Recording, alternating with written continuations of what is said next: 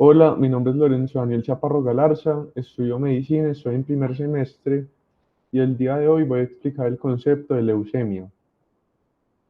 Para poder entender la leucemia es necesario tener en cuenta ciertos conocimientos básicos como lo son el tejido y la sangre, así que voy a explicar uno por uno. El tejido es un conjunto de células similares que se agrupan para cumplir una función determinada. En el cuerpo encontramos cuatro tipos de tejidos básicos: el tejido epitelial, el tejido conectivo, el tejido muscular y el tejido nervioso. Para entender la leucemia, solo necesitamos hacer énfasis en el tejido conectivo. El tejido conectivo es un tipo de tejido que soporta diferentes tipos de órganos. Aparte, ayuda a unir y conectar tejidos entre sí y permite el paso de diferentes sustancias hacia las células. La imagen que tenemos en la derecha, sacada de la clase escrita de tejido de sostén 2016 de Jairo García, tenemos un tejido conjuntivo o tejido conectivo junto con un tejido epitelial plano estratificado queratinizado. Podemos ver cómo la membrana basal separa el tejido epitelial del tejido conectivo.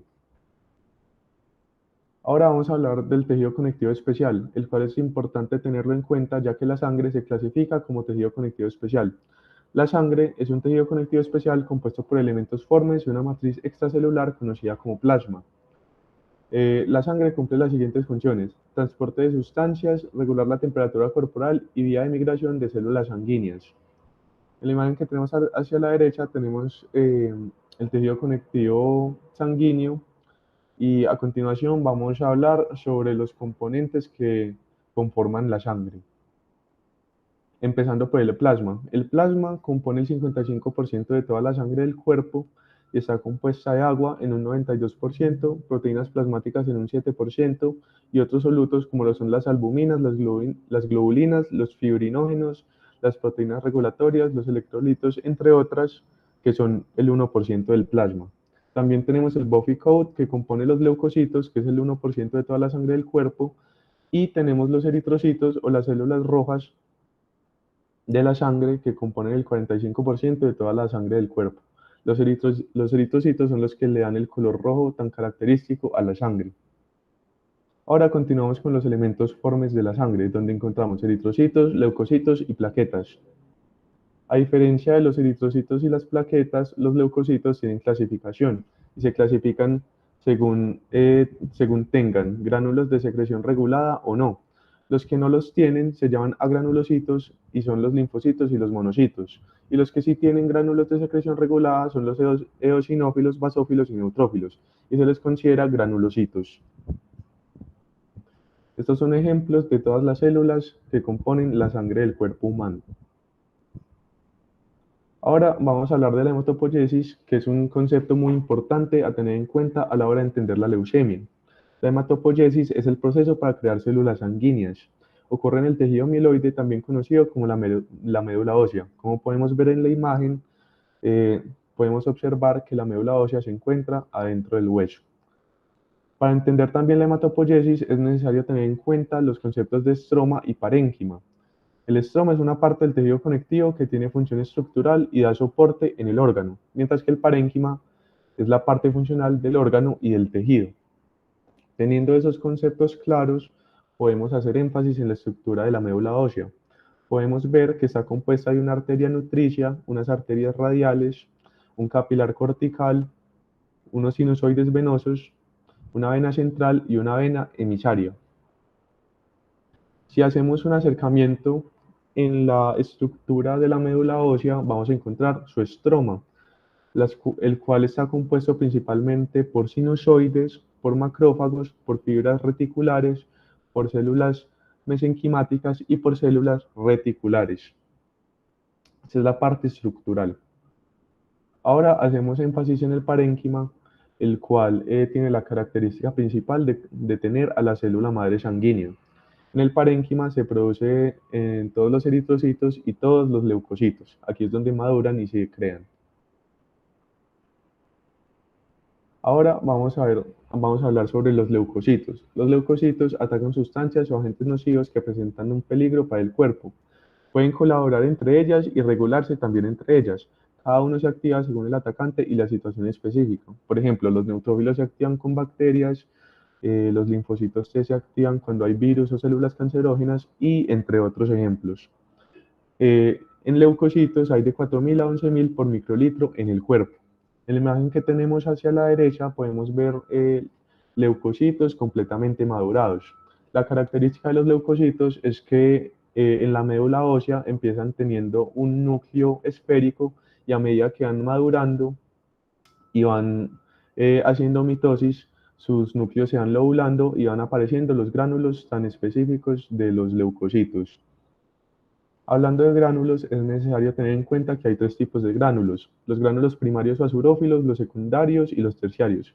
Los gránulos primarios o azurófilos son lisosomas presentes en todos los leucocitos y tienen principalmente hidrolasas ácidas y enzimas que promueven la explosión respiratoria, los cuales son importantes para la destrucción de bacterias.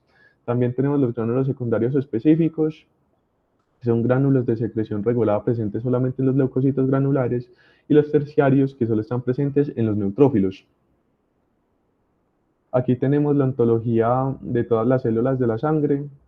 Eh, Voy a hacer énfasis simplemente en los leucocitos. Como podemos ver, la célula madre sanguínea produce la célula madre mieloide y la célula madre linfoide. La célula madre linfoide crea el linfoblasto, que crea todos los linfocitos: el linfocito B, el linfocito T y el linfocito citolítico natural, perdón.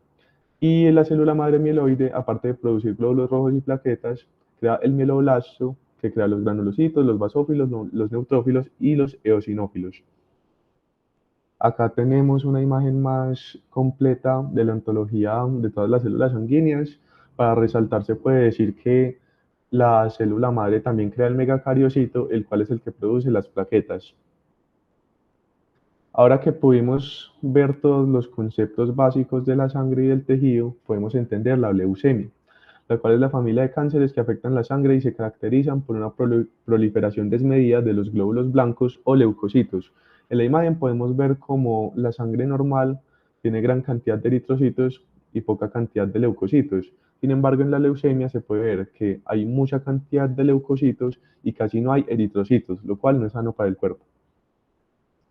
Sobre la leucemia, se puede decir que se caracteriza por la proliferación desmedida de leucocitos inmaduros, los cuales no son funcionales y no pueden cumplir la tarea de defender el cuerpo contra agentes nocivos. Su causa suele asociarse a condiciones medioambientales como la contaminación o químicos que puedan producir mutaciones y daños hereditarios. Y la leucemia puede presentarse en forma crónica, que significa que progresa lentamente, y en forma aguda, que progresa rápidamente. Los efectos de la leucemia, los principales es que es una patología que afecta directamente a la médula ósea, causando daños en ella y evitando el correcto desarrollo de los eritrocitos y leucocitos funcionales en todo el cuerpo.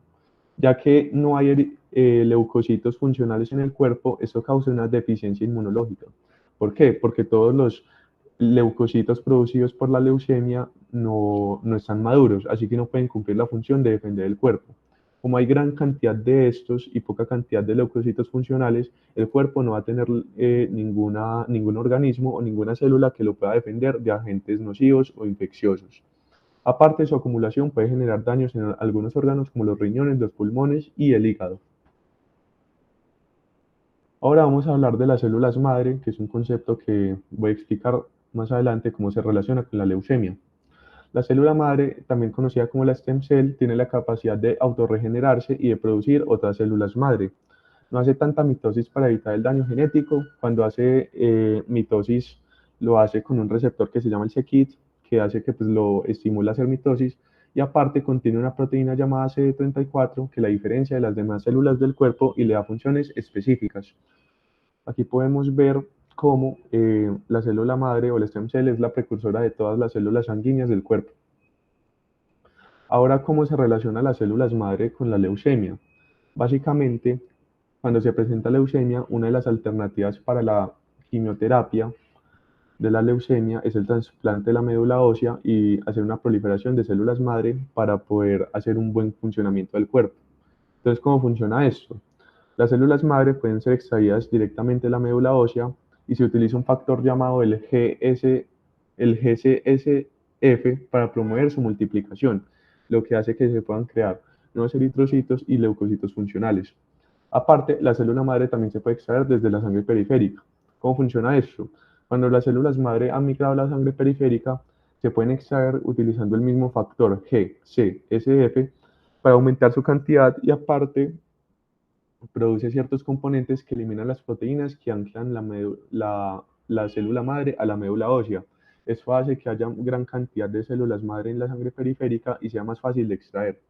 Una vez pues, se procede a hacer la quimioterapia eh, para destruir la médula ósea cancerosa, se finaliza volviendo a introducir las células madre para que haya una regeneración. Y también las células madres se pueden recolectar de los cordones umbilicales de los nacimientos de los niños. Básicamente se toman las células madres del cordón umbilical y se conservan en bajas temperaturas en laboratorios. Este es un ejemplo, una imagen del trasplante de la médula ósea como tratamiento alternativo para la leucemia.